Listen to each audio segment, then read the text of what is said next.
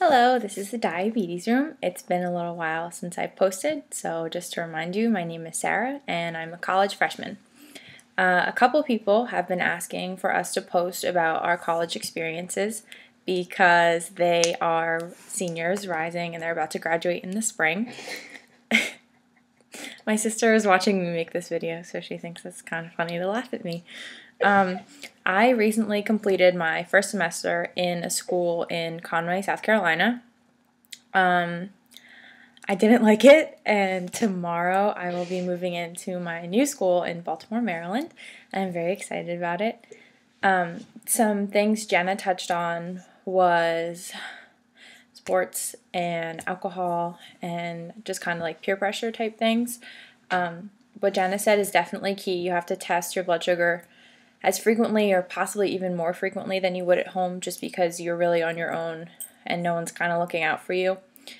One thing you should keep in mind, if you played sports in high school, whether it was really competitively or not, if you're not playing sports in college, you probably want to make sure you get to the gym a few times a week, just because your body is going to be so used to consistent exercise. And then in addition to a new diet plan, you're going to be kind of cut down to zero exercise. So keep that in mind. In addition to weight gain, it can really mess with your blood sugar. I'm on Lantus and Humalog. I had to cut my Lantus back because I was walking around so much on campus that I would wake up low in the morning. So I had to cut down, I think, 2 units of Lantus. What else? Food is a big deal. I'm a vegetarian, so I had a little bit of a hard time finding vegetarian-friendly food in the South. But, salads are always easy, and pasta and sandwiches and stuff like that. Keep in mind with your diet, a lot of people gain, maybe not freshman 15, but they do gain weight when they're in school because they have the freedom to choose to eat whatever they please. So Lucky Charms for breakfast, lunch, and dinner, or pizza all the time, or meals at odd times. It's one of those things that I would say is just a trial and error. Obviously, if you choose to eat pizza every day, you're probably going to break out and gain weight and whatever else, but that's your choice. So you kind of just have to monitor yourself a little bit, and that's anyone. That's not just a diabetic, but obviously routine is good for us, so it's good things to remember. What else? I'm not a big partier. I'm not a big drinker. That's not really my thing. But I do know other diabetics who do like to drink. And one tip they always say is that they don't bolus or do insulin for any alcohol they consume. And before they go to bed, they always have a snack of like 15 or 20 carbs, and they don't cover for it. So like Jenna said, they can avoid a morning low. And I know it can be tricky if people are intoxicated and they're not thinking clearly, but that might be something to watch out for, especially to always make sure you have a snack and you have something on you at all times.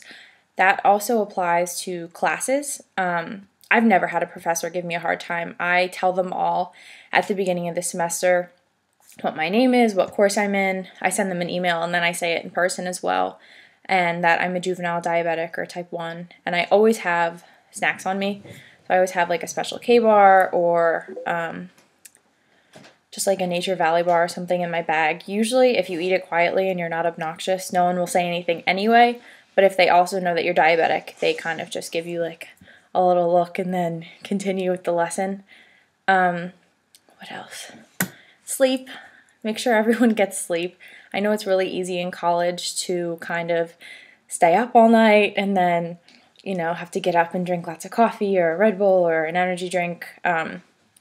It can actually mess with your diabetes. If you are sleep deprived and you're wired, your blood sugar can run really high, and then you have weird insulin absorbency because you're stressed out.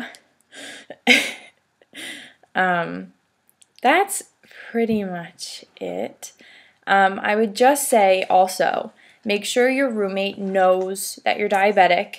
I'm very independent. I've never had to rely on my roommate for any sort of help or support, but I did tell her, I'm diabetic.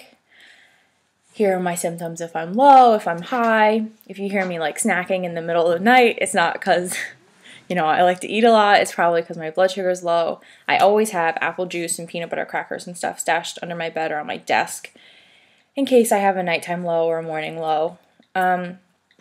That's pretty much all I can say in regard to diabetes at college. If anyone has any questions, they can write them below, or I know some of you guys who follow us on the Diabetes Room are friends with me on Facebook, so feel free to post them on my wall as well, and I can address specific issues if anyone wants.